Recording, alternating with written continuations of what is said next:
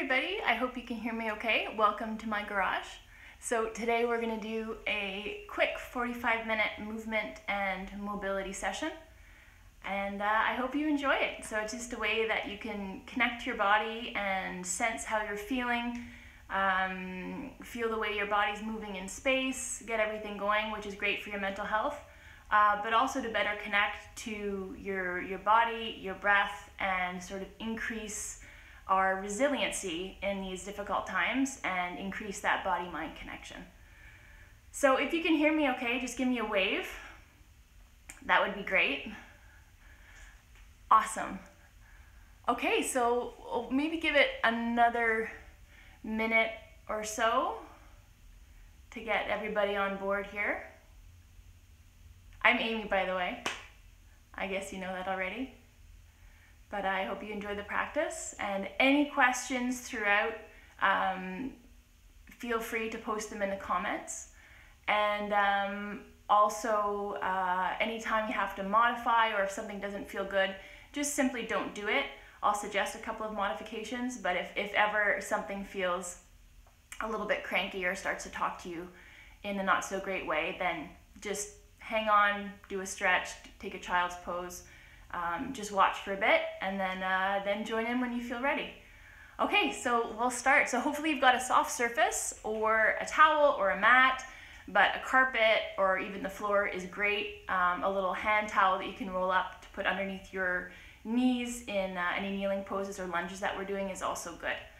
So we'll start. We're going to start reclined in half shavasana, or which is just a fancy way of saying on your back with your knees bent and your feet flat on the floor.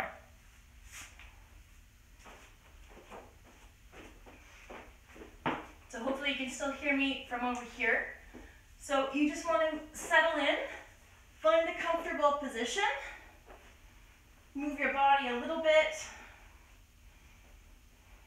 open your arms up away from your body, palms up, draw your chin in just a little bit, feel your feet flat on the ground, close your eyes if you're so inclined, and then try to do most of this practice with your mouth closed, softly, lips together, tongue relaxed or to the top of your palate, and then breathing through your nose. So we'll just start with a couple of breaths. Feeling your structure on the ground, feeling the way your body is settling into the floor. And then let the breath start near your pelvis and the low abdomen, and then feel it all the way around your spine as it rises up to the rib cage. Feel the ribs separate, the front, the sides, and the back. Chest rises as well. And then exhale, release. Let's do that 2 more times. So go at your own pace, but I'll guide you through it. So nice inhale, starting in the belly, moving up to the rib cage, and then exhale, release. Let's go 1 more time, breathing in softly through the nose. Only as much air as you need. No need to take a super deep breath. At the end of that inhale, notice the pause, and then exhale, soften and relax. Okay, so from here, we're going to try to keep the upper body nice and quiet, and we're just going to mobilize the pelvis. So what that means is I'm going to, if you can take your hand and go underneath your low back, you should feel a little curve there. We're going to tip the pelvis back and flatten that curve out. Feel your glutes and your low belly contract. And then move the opposite way. Tilt your hip bones towards your thighs and increase that curve in your low back without trying to kind of open up too much to the chest and the rib cage. So keep this nice and quiet. So tip back, feel like your pelvis wants to lift, and tip forward. Keep going a few times. Keep that breath moving all the way around the spine. And then we'll end flattening that low back curve. Feel your lower abdomen and your glutes co-contract. Press into your feet and then slowly lift the pelvis up. Keep the sternum down. Lift a little bit more of your spine up. Arms can press into the floor as needed. Feel your legs start to contract and then slowly lower back down. So we'll do that a few more times. So tip the pelvis back in space, posterior tilt. Feel the abs turn on, feel the glutes turn on, press into the feet, slowly rise up. And then slowly come back down. This time we'll play around with the feet a little bit. So pull the toes up. Press into the ball of the big toe, the little toe, and the center of the heel. Imagine you're pulling your heels towards your head. So really turn on behind the thighs, those hamstrings, and then come up the same way. Tilt the pelvis back, slowly roll up your spine. When you get to the top, keep that action going. Your feet aren't going to go anywhere, but imagine you're pulling them towards your head. And then now try to lift your feet all together. See if you can see my feet properly. And come up onto your heels. And then slowly lower down. Let's do that one more time. Relax the feet. You can shake out the legs a little bit. Pull up the toes. Walk the feet in a little bit closer. Tip the pelvis back. Roll up. Get to the top. And imagine you're pulling your heels towards your head. Good. And then slowly roll back down. Okay, from here we're going to keep the left foot on the floor, draw the right knee into the chest, and then just start to move it from side to side, keeping your pelvis on the ground, but you're going to sort of shift from side to side. And then interlace your hands behind your thigh, and then everyone's going to have a different looking shape here. And then we're just going to bend the knee and straighten the knee. Keep the foot relaxed. Awesome. As you pull in here, try not to lift too much that you're tilting your pelvis up off the ground. Try to find that curve again in your low back. Now from here, we're going to look at your kneecap, flex the foot, draw the toes towards the shin, and then rotate your kneecap towards your right shoulder. And then rotate your kneecap towards your left shoulder. So your foot's not doing the work here. It's your femur, your big thigh bone, rotating in your pelvis. So rotating it out to externally rotate and in to internally rotate. Good, and then relax that. Straighten the leg again. And then we're going to plantar flex and dorsiflex. So draw the toes in towards the shin and then point the toes away. Do that a few times. And then turn it into a circle. So now try and keep that kneecap still, and the movement is just coming from the ankle. Change sides. And relax that foot down, and we'll change sides. So left knee comes into the chest, move it back and forth. Trying to find that neutral curve in your pelvis again.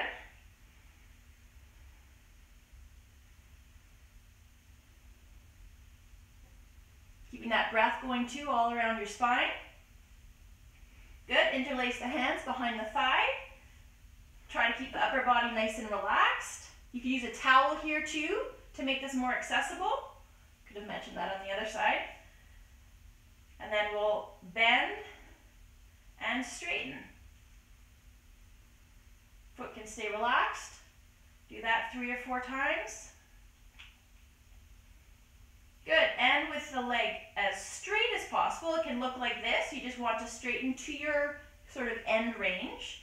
And then from here, flex the foot, and again, moving through external rotation, so feeling that femur turn in the hip socket, and then internally rotate, so your knee faces that opposite shoulder. And do that a few times. Really feel the movement coming from the hip.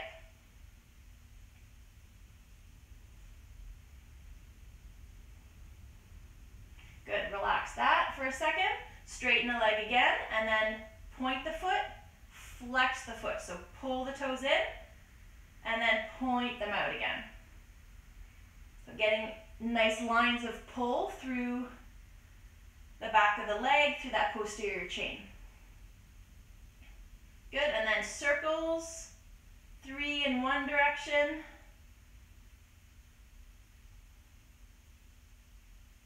And reverse 3 in the other direction.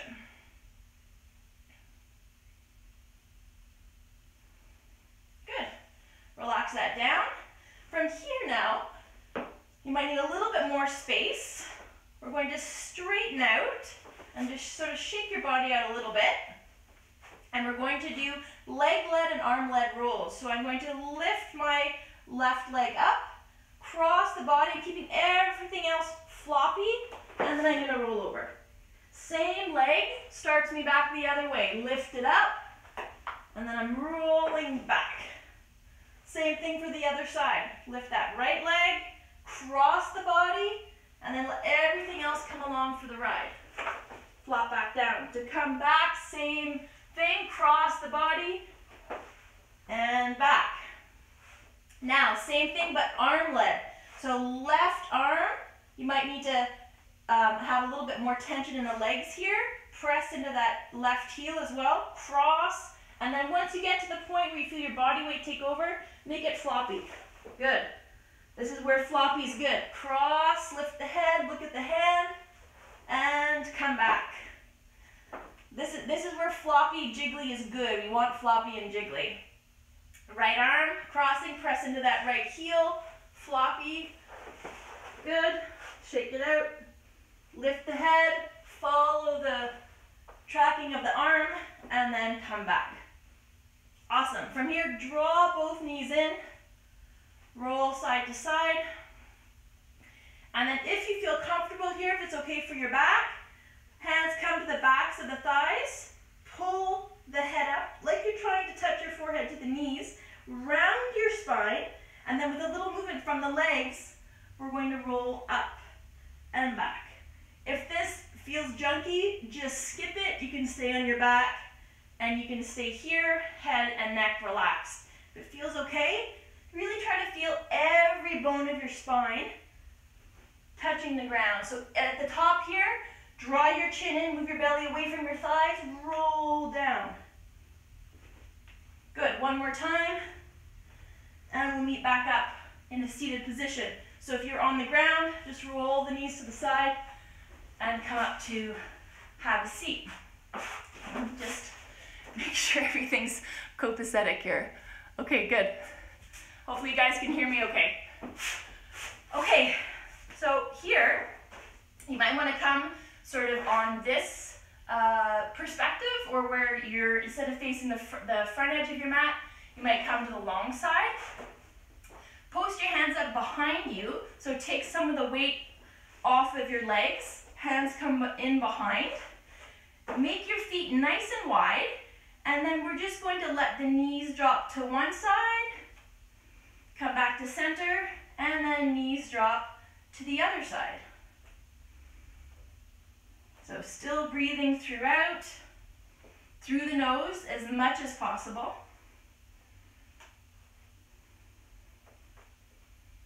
So here you'll feel the hips moving through that internal and external rotation that we did on our backs before. And now we're getting a nice stretch as well. So to add to this, we're going to throw in a little bit of a twist. So as the knees drop off to the left, you're going to grab that right hand and you're going to reach around. Come back up, other side, reach around. And then change the angle of your reach. So just reach for something in the bottom. That's my Lysol wipes here. And then now I might be reaching for the candy that I don't want the kids to have on the top shelf. And then I come back, and then same thing on the other side. Next, something else. Maybe it's cough syrup. Don't know. And other side. Great. Next, can we do the same movement without the aid of the hands? So if this felt challenging, stay here. Keep the hands posted up. If you want to explore it, so same movement of the legs, but without the support of the hands. And you'll notice that you'll start to travel forward a little bit, which is kind of cool. So we're locomoting, we're moving. It's pretty cool. So you can readjust. So, but if you try it and you're like, doesn't really feel great, come back and do the same thing, but with the hands in behind. Okay, next, go to a straddle position. So not your maximum where you're really feeling you're at your end range of motion. Come in a little bit more. Flex the feet, try to sit up nice and tall, find that neutral spine again. And then we're gonna go from a wide position, pull the feet into that straddle again. So point your knees towards the right. Come back to our straddle, pull the feet in, point the knees to the left. So you can do that, again, you can explore it first of all with the hands posted up, straddle or our sort of 90-90 windmill shape, and then back to straddle, and then windmill, back to straddle again.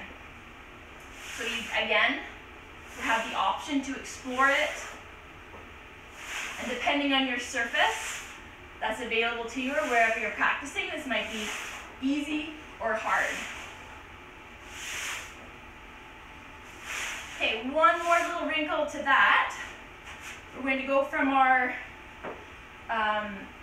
windmill shape here, and then I'm going to lift my trail leg. So we have a front leg, we have a trail leg, and we'll try it with the hands in behind first. I'm going to point it like I'm karate chopping, I'm kicking something to the side, and then I'm going to come back to my straddle. So we're layering all this stuff in. Windmill to the other side, adding the kick, back to the windmill, back to the straddle. So if you want to explore it without the use of the hands, it would look like this. Windmill, lift, kick, windmill, straddle. Back, kick. Are you breathing throughout all this? Good. So again, you can try it. Doesn't feel great. Post up, take off some of the weight. Adding in this way. Awesome. Come back, find your straddle again. Lean back onto the hands and just give the legs a little bit of a shake. And then one more here, one more way to explore that internal and external rotation of the hips and connecting it to what the feet are doing, which is pretty important for the health of not only our feet, but of our hips too. So we're going to turn, point the toes towards the right. And as I do so, you notice my left hip comes up off the ground. Come back to the middle, other way. So I'm pointing my toes over towards the left, and then my right hip is coming up off the ground. So that same internal, external rotation we did with the straight legs on our backs, we're exploring it here. If this is too easy, you're not feeling sort of nice stretches along the outside of the hip, then maybe you can explore a little bit wider straddle. And again, to increase the difficulty or to challenge yourself a little bit, can you do the same thing without the use of the hands? So now I'm feeling a nice stretch up the outside of my leg, my T-band, right up into that outer hip and my glutes. Hopefully you're feeling the same thing.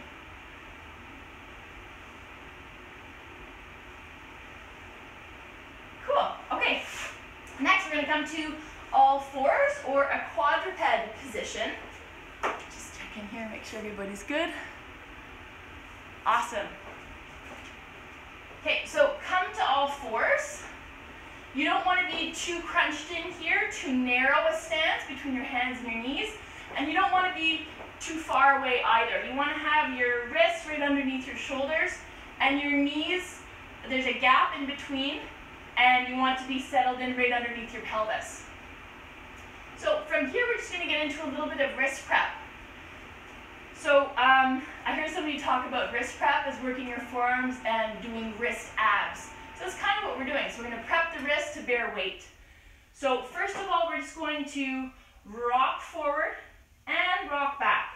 And as you're in your quadruped position, spread your fingers, press into the pads of your fingers, and try to create like a dome in your hand, almost like the arch of your foot. That's what we're trying to recreate here, to balance and spread the tension and the load in the wrist equally.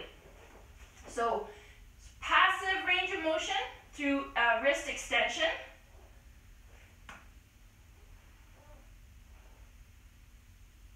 And now I'm going to sit back, and then keeping the elbows straight, can I lift the hands off the ground as high as possible and hold for a few seconds? Come back, lean forward, so that's my passive range of motion, and this is my active range of motion. So you really feel those extensors working in the tops of those forearms. Let's do that one more time. Leaning forward, sending the weight back, and then peeling the fingers and the palms off the ground. Awesome. Now to work the flexors, you want to walk the hands back towards your knees a little bit more. You can even sit down if this is a little bit difficult for you, got any wrist issues happening. So from here, we start with very little weight, keeping the elbows straight again. Lift the palms up, keeping all of your knuckles rooted down equally. Thumbs lift and palms lift. And if that feels manageable, maybe you can load it a little bit. We'll do about 8 or 10 of these. So you can keep edging out if it feels easy. And then over time, you keep loading it a little bit more, and then that's how we get stronger. That's that progressive overload principle, which is really important in everything that we do, really. Awesome. You can sit back and just shake that out a little bit. And then come back to our quadruped position here. And now, instead of working into cat-cow, which I'm sure a lot of you guys are familiar with, cat-cow's great. Gets you breathing, gets your spine mobilized. But here we want to move each vertebrae individually. So we're trying to give each one a little bit of a massage here. So we're going to start always with the pelvis, and I'm going to move towards extension. So I'm going to lift that tailbone up, and then it's going to be like a wave traveling up towards the crown of my head. So think about the front moving down. I drop the belly, I drop the front of the ribs, the sternum, between the shoulder blades, finally the neck, the cervical spine, gaze forward. And then now to go back towards flexion, I'm going to start again with the pelvis. So tip your tailbone down. Again, think about the front body moving up. Don't drop your head yet. So lift that low belly. Lift the belly button, lift the ribs, lift the sternum, up towards the neck. Finally drop the head down. Good, and relax. Awesome. Okay, from here, if your toes or your feet were relaxed here, we're going to tuck the toes, and then sometimes the pinky toe might need a little bit of help doing so. And then we're just going to start moving back and moving forward. So giving that plantar fascia, all those intrinsic foot muscles, just a little bit of a stretch here. And then from here, we're going to sit back and then lift, inhale up. Toes are still tucked. Exhale down. Now if for you, just here is a lot, then stay in a tall kneel. If you can tolerate coming down, you can do that, or you can put a cushion or a blanket in between your the backs of your thighs and your calves. We come back up again as we lift and we inhale. I'm going to point the toes back, tops of the feet rest on the floor, and then sit back down again. Inhale up, and we're just going to change in between those two positions. So tuck toes, sit back, point the toes, and sit back. So it could look like this too. I could be tucking the toes, come forward, point the toes back, sit back down. Obviously the tall kneel and then moving my pelvis back is loading more stress, putting more stress, good stress, on that stretch. But that might not be tolerable for some people. Okay, so from here, toes can be tucked at this point, or they can be just pointed back. Knees are slightly separated. And then I'm going to lean back a little bit. So I'm going to posteriorly tilt, squeeze my bum, squeeze my abs, and I'm going to see if I can lift and hover that right knee. Still breathing through your nose. And then see if you can, balancing. I've got my hard work face on right now. And then step that foot forward. Now when you're doing a lunge, you don't want to have the foot directly in front of the back leg. You want to be on two different planes here. So if you have that a wood floor, you'd be on two different planks of wood. And now, in our lunge, so you want to be set up kind of in that 90-90 shape. So your knees, my back knee is underneath my hip, and then my front knee is right over my ankle. Can you explore a little bit of that pelvic mobility from our lunge here? And then you can add a little bit of tension to it by lifting the arms up. And then end in a little bit of a posterior tilt, so you'll feel the pull, you'll feel the stretch at the front of that back hip. Now, send the weight back a little bit, come to that front toe, and then see if you can lift and keep the integrity of the pose, keep your balance over that back knee, and just lift and try to hover as long as you can. So that's what it would look like from the front here. So I'm breathing, I'm not holding my breath, I'm breathing all around my spine, through my nose. And then let's see if you can bring it back to our tall kneel, which is our start. So other side. So again, posterior tilt, squeeze the low belly, squeeze the glutes. Let's just start by hovering that knee.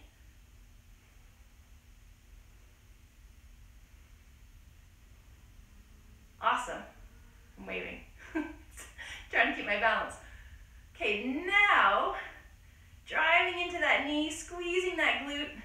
Can we bring that foot forward? Again, into our lunge. So your stance here in your lunge, again, you don't want to be in front. You want to have a wider base of support. Tuck that pelvis under, feel that stretch, and then hands can be on the hips, and then explore tucking the tailbone, tilting the pelvis back, posterior tilt, and then tilt the pelvis forward. So in any standing posture that we're doing in yoga or traditional yoga, any movement really, you want to make sure that you have freedom to move your pelvis. You don't want your pelvis to be fixed. There are certain times it's going to be, but can you move your pelvis? It's always a good sign. So pelvis, and again, you can explore that with the arms up as well.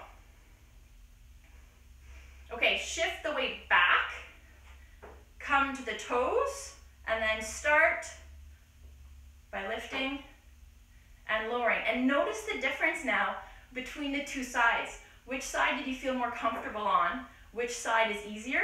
Which side is harder? It's not always the one that you think it's going to be. Again, see if you can breathe.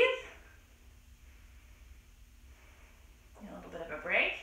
So lift that foot up, and then see if you can slowly, gracefully, not always, get it back to where we started. Awesome. Okay, come to standing. Your feet about shoulder width apart, or like if you feel kind of where those hip points are, that's kind of where you want those feet to be aligned. And you also want to see if you can make a sort of a stacked position. So tripod in your feet, ball of the big toe, ball of the little toe, center of the heel, arches pulling up, and then can your pelvis, your lungs, and your skull be on top of those domes or those arches of your feet. And see again, as we breathe, am I feeling the breath all around that container here of my trunk, or that cylinder? Okay, great. So now we're going to mobilize the toes. See if I can get a little bit closer, you can see what I'm in the comments. Okay, so bending into the knees a little bit, lift and spread the toes as much as possible. And if this is really difficult, it's not happening, you can bend down and you can use your fingers to help. Press into those 3 points that I talked about. Ball of the big toe, ball of the little toe, center of the heel. Arches pulling up, toes lifting and spreading. And then relax them back down. Press your 4 toes down, or actually 8 toes, on both feet down. Keep the ball of the big toe rooted and lift the big toe. Your fingers might start to do weird stuff. That's okay. That's good. That's your nervous system trying to help out. It's not a bad thing. Okay, relax the big toes. Now press the big toes down and then see if you can lift the other toes up, but keeping the outer edge of the foot rooted down to the ground. So sometimes we do these movements of the toes and then the ankles start to collapse in or roll out. Okay, so try to keep those 3 points nice and rooted, everything else lifting up. Now can we alternate? Big toes up, big toes down. Awesome. If there's no movement happening at all, especially in the big toe, what you can do is you can put something underneath the big toe, even your finger, and press the big toe into it, and then resist the big toe into it. And then that will start to form those neural pathways and those grooves, those engrams that are going to allow you to do the movement. Okay, next, imagine that you've got chalk on the bottom of your feet, and you're trying to make a chalk outline of the outer edges of your feet. So take the weight into your left leg, and then we'll just do it with the right foot. So inner edge of the foot, all around the heel, outer edge of the foot, toes, and then reverse the movement.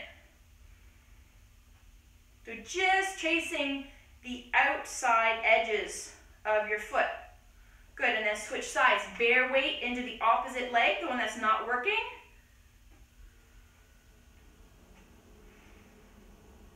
Toes, outer edge. I get real lean here, so try to keep that stacked position, that mountain pose in your body, and then change directions. Good. Now bending the knees, can we do that chalk outline at the same time and then bearing a little bit more weight? I swear I've done this dance before. Not well. Awesome. So we're just waking up the feet, waking up the toes, sort of mapping all of those areas that sometimes get put to sleep because we jam them into shoes and boots and high heels, etc. Okay, now we're going to bring the weight into the right foot, into the right leg. Keep that stacked position, and now you're going to lift the left foot. So almost like, so see how you can tell, I guess if you stand back far enough, you can't really tell that I'm standing on one foot. So you're just lifting, like you're plugging that femur up into that hip socket, up into your pelvis. You're not locking out that standing leg, and you're just hovering the foot, like you can just pass a piece of paper underneath it. And you're going that standing hip is going to start to talk to you in a minute. So you're asking a lot of that hip in order to keep your pelvis stable. Okay, so that's probably good. So bend into both knees a little bit. You're still not touching this foot down. And then see if you can just get a little bit of a swing going. That's casual. It's cool, maybe. And then maybe you start to get a little bit of opposition happening, right? So we don't walk like this, nor do we run like that. So as your left foot comes forward, so does your right arm. And then we make it a little bit more dynamic. And then I'm sure that right hip is screaming at you now, so I'll give you a break. Shake it out. And we will move to the other side. So same thing. Can we drive the weight into the working leg and then just lift that opposite leg up without tilting the pelvis too much and without leaning too much to the side. So a mirror could be helpful here. A spouse, a partner, a kid, always brutally honest. They'll tell you whether or not you're straight, even if you feel straight. So again, and if this is an issue, you could do the same thing. Use a garage door or a wall to hang on to if the single leg balance, something I should have mentioned on the other side, sorry about that, is an issue. If balance is an issue with you, no problem. You're doing the same work and you just have a hand up on something or near a counter. That works as well. Okay, now introduce just a little bit of movement. Back and forth. And then can we make it a little bit more dynamic? So I've got a little bit more bend into that standing leg. And then we're getting a little bit more range of motion too, perhaps. Okay, good. And now switch back to the first leg that you were working. So I'm back to my right leg. Lift that opposite foot. And then right away, we'll get into something a little bit more dynamic. And you can stick with this just front to back movement. Opposition happening with the arms. Or you can try a little figure 8 pattern. So it doesn't have to be huge. You're just having to stabilize a little bit more with that opposite hip as you go through the movement. Great. Now lift the knee up. See if you can hold it here. And then from here, we're going to go through baby lunges to big lunges. So I know we're asking a lot of that standing hip. That knee comes up. And then just go for a little mini lunge.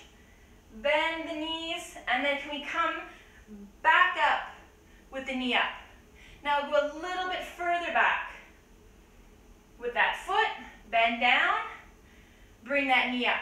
Now how deep you go in your squat, or your lunge rather, is entirely up to you. So it might just be a little knee bend, or it might be a bigger knee bend where you're looking to almost touch the ground, and then drive up, and then hold. Let's do one more, reaching back.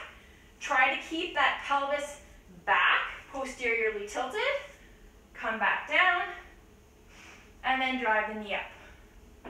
And set it down. You can shake the legs out. Awesome. So last standing pose before we move into a little bit more of some down regulation and some breathing and our final relaxation pose. So switch legs. Again, lifting that up. You can't really tell I'm standing on one leg, hopefully. And then you can stick with this one. Or maybe it's a little bit more dynamic. Or maybe it's a little baby infinity sign or figure 8, or it's a little bit bigger.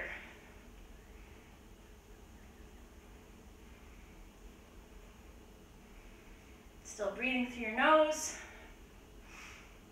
And again, you can have your hand on something here if this is challenging, which it is.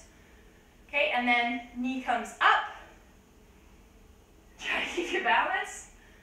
And then bending into that standing leg, just come a little bit behind, but on a different plank or a different sort of range to that front leg.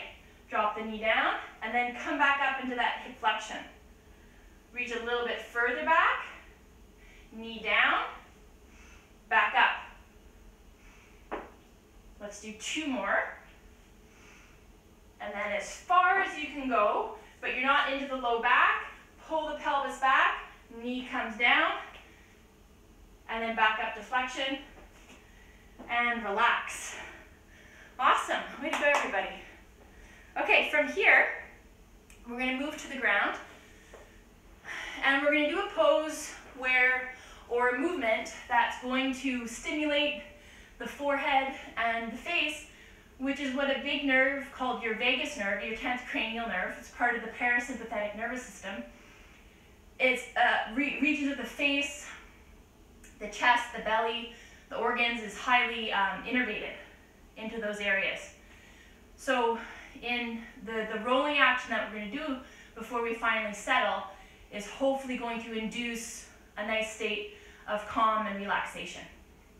And also the increased heart rate, and mine too, as you can tell from my breathing and my talking, you'll be able to use your physiology, your heartbeat, your respiration to sort of guide you into a deeper state of relaxation.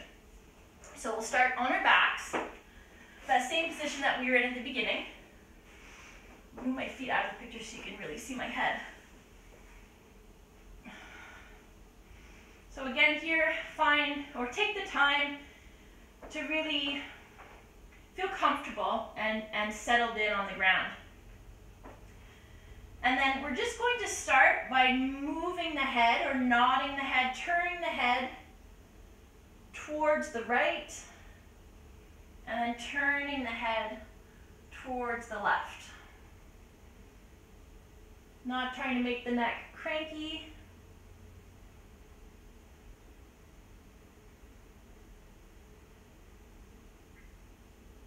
Good, one more time to the left.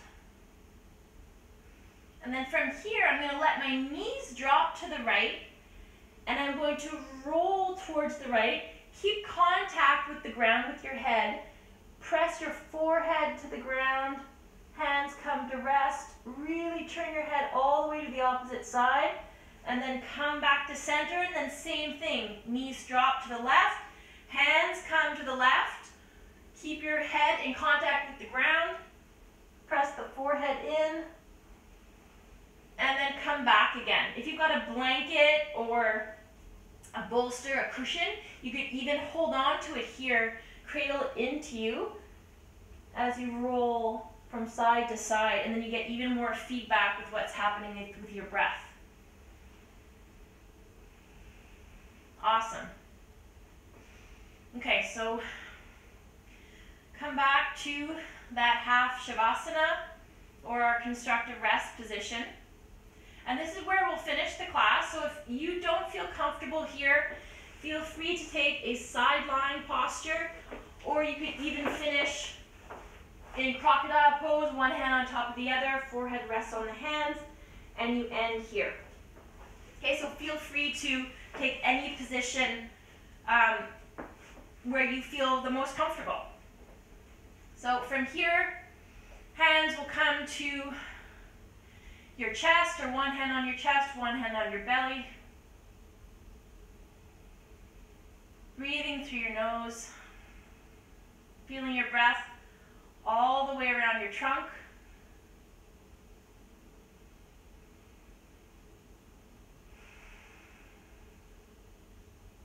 Feel the way the tension in your body alters as you settle into the ground. And then another way that we can increase our parasympathetic tone is by increasing the length of the exhale. So we're going to inhale for 4, hold for 4, exhale for 6, hold for 4. So I'm not going to count. You're going to use your hand on your chest to feel your heartbeat. So for 4 heartbeats, we'll inhale, 4 heartbeats, we'll hold, 6 heartbeats, exhale, 6 heartbeats, hold. If that's too long for you, you feel tension, it's having an opposite effect of relaxation, then just abandon it altogether. If you feel like you have more breath capacity, feel free to stretch it into a 6 and an 8 count. So let's try that. So I'm going to breathe in for 4, hold for 4, 3, 2, 1, exhale for 6, and hold. Let's do that 2 more times.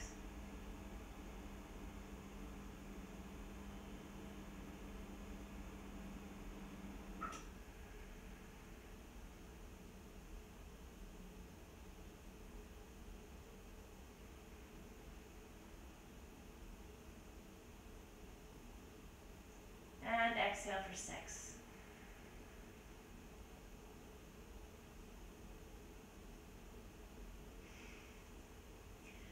So feel free to keep that cycle going. You could do that for 5 or 10 minutes. You could do that before bed. You could do that where you feel particularly sort of sympathetic, like charged up, ready to go, go, go. But it's a great exercise, a great tool to know that you recline, you increase your exhale, you stimulate your face. It can just be with your hands, it could be with a ball, and you're able to increase your resiliency and to increase your ability to sense your body and to feel what's going on a daily basis, but also through movement. So moving your body, great for mental health. Being aware of your breath really increases that mind and body connection. So I hope you enjoyed practicing with me today. I certainly did. I wish I could see all your faces, but Instagram Live was awesome. So we'll see you again next Friday. Thanks, everybody.